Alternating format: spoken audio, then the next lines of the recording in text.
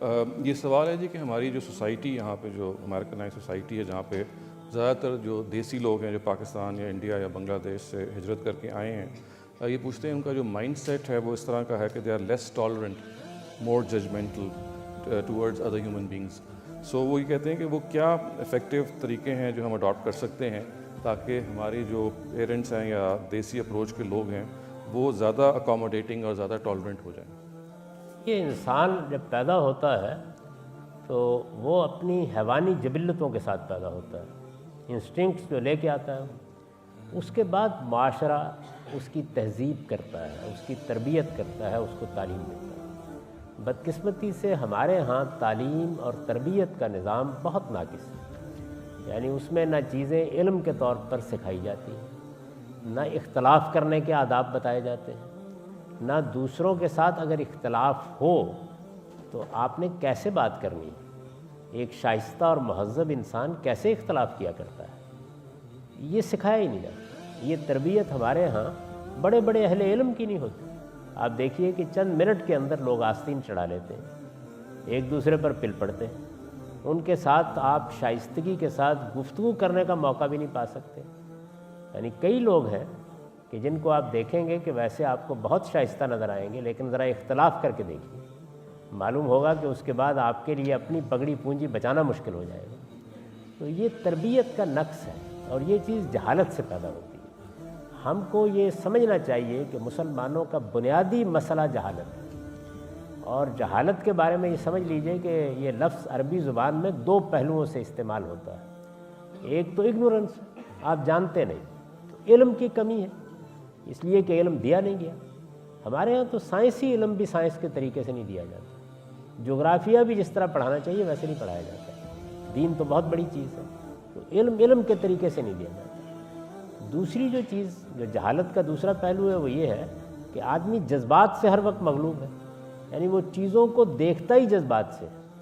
میں نے بارہا دیکھا ہے کہ کسی آدمی سے آپ سوال کیجئے، بہت زوردار گفتگو ہو رہی ہوگی، رگیں پھولی ہوں گی، معلوم ہوتا ہے کہ جیسے ابھی کسی کو مار کر آئے ہیں، لیکن آپ پوچھئے کہ یہ جو کچھ آپ فرما رہے ہیں، یہ آپ جس شخص کے بارے میں یہ بات کر رہے ہیں آپ نے براہ راست سنا ہے، براہ راست پڑھا ہے، براہ راست پوچھا ہے؟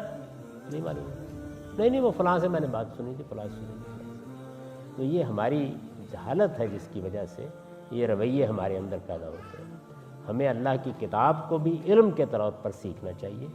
ہمارے ہاں بچوں کی بھی یہ تربیت کرنی چاہیے کہ وہ ایک ایک لفظ تول کر بولیں. جب انہیں معلوم ہو کہ کسی دوسرے کے ساتھ ان کا اختلاف ہے. آپ دیکھیے اس وقت جو دنیا ہے، یعنی دنیا کی آبادی اس وقت 6 بلین سے زیادہ ہے. اس 6 بلین کی آبادی میں 6 ارب 6.5 ارب کی آبادی میں مسلمان کتنے ہیں؟ یعنی 1.5 بلین ہوں گے. تو محمد الرسولہ جیسی شخصیت کے بعد بھی ایسا نہیں ہوا کہ ساری دنیا مسلمان ہو گئی، ایسا تو نہیں ہوا. تو اس کا مطلب یہ ہے کہ اس زمین پر اختلاف ہے، اختلاف رہے گا. ہمیں ان اختلافات کے اندر جینا سیکھنا ہے. اور یہ اس وقت تک نہیں آپ سیکھ سکتے جب تک کہ میوچل رسپیکٹ کے ساتھ، جذبات کے ساتھ نہیں، عقل کے ساتھ، علم کے ساتھ، ریزننگ کے ساتھ ہم اپنی بات کہنا سیکھیں، دوسرے کی بات سننا سیکھیں. ہر وقت مناظرہ کرنے کے لیے تیار نہ رہیں، بلکہ بات سننا، مکالمہ کرنا، تہذیب کے ساتھ ایک دوسرے کے ساتھ اختلاف کرنا جانیں. یہ بات یاد رکھیے کہ جو لوگ یہ خیال کرتے ہیں کہ وہ اختلافات ختم کر دیں گے، بہت معذرت کے ساتھ وہ خدا کے خلاف اعلان جنگ کرتے ہیں. اس لیے کہ خدا نے یہ کائنات اس اصول پر نہیں بنائی. چنانچہ اب قرآن مجید کو پڑھیے، اس میں جگہ جگہ محمد الرسول اللہ کو خطاب کر کے اللہ تعالیٰ کہتے ہیں کہ میں اس دنیا کا خالق ہوں. میں اگر چاہتا تو سب انسانوں کو ایک جیسا بنا دیتا. میں نے نہیں بنایا، میں نے ان کے اندر اختلاف کرنے کے لیے آزادی رکھی ہے. وہ اس آزادی کو استعمال کریں گے. من شاء فلیؤمن من شاء فلیکفر. ہدایت کو واضح ہونا چاہیے، یہی ہمارا کام ہے. جس کا جی چاہے کفر اختیار کرے، جس کا جی چاہے ایمان اختیار کرے. یہاں تک قرآن نے کہہ دیا، اعلان کر دیا کہ لا اکراہ فی الدین قد تبین الرشد من الغی، کہ اللہ نے اپنے پیغمبروں کے ذریعے سے ہدایت کو گمراہی سے الگ کر کے دکھا دیا ہے. بس یہ کافی ہے، ورنہ انہوں نے کوئی جبر نہیں کیا. دین کے معاملے میں کوئی جبر روا نہیں رکھا. تو اختلافات رہیں گے، اس حقیقت کو ہم تسلیم کر لیں. دیکھیے یہ عالمی سطح پر بھی رہیں گے، یہ سیاسی سطح پر بھی رہیں گے. یہ معاشرتی سطح پر بھی رہیں گے، یہ کلچر اور تہذیب کی سطح پر بھی رہیں گے، یہ مذہب کی سطح پر بھی رہیں گے، یہ مذہب کی انٹرپریشن کی سطح پر بھی رہیں گے۔ تو اصل چیز یہ ہے کہ ہم سچے طالب علم بنیں اور علم کا سفر جاری رکھیں، لوگوں پر چیزیں ٹھونسنے، ان پر فتوے لگانے سے گریز کریں، اپنی بات سلیقے کے ساتھ کہنا سیکھیں، دوسرے کی بات تحمل سے سننا سیکھیں اور دوسرے کی غلطی ریزننگ سے واضح کرنا سیکھیں۔ جب تک ہم یہ نہیں سیکھیں گے، ہر آنے والا دن ہمارے زوال پر اور مہر ثبت کرتا چلا جائے گا۔ سب سے بڑی ضرورت یہی ہے، یہ مجھے بھی سیکھنا ہے، یہ آپ کو بھی سیکھنا ہے، یہ ہماری آئندہ نسلوں کو بھی سیکھنا ہے کہ ہم ایک ایسی دنیا میں رہ رہے ہیں جس میں ہزاروں مختلف نقطہ نظر ہوں گے، اور مختلف نقطہ نظر ہی اس دنیا کا حسن ہے۔ ان کے اندر صحیح بات کی جدوجہد کرنا، جستجو کرنا، صحیح بات تک پہنچنا، صحیح علم تک پہنچنا، یہ انسان کا اصل کام ہونا چاہیے۔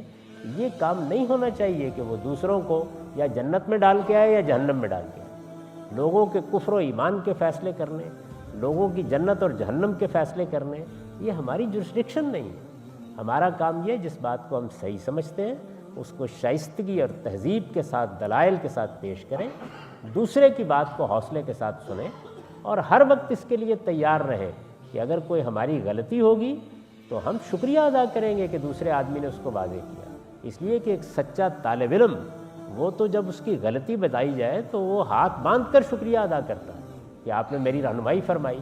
تو یہ رویہ ہمیں سکھانا چاہیے۔ ہمارے ہاں تعلیم بھی اصل میں معلومات دینے کا نام بن گیا، انفارمیشن نہیں، تعلیم اصل میں تہذیب ہے۔ وہ ہمیں مہذب بنائے، شائستہ بنائے، ہمارے عالم کو، ہمارے استاد کو، ہمارے صحافی کو۔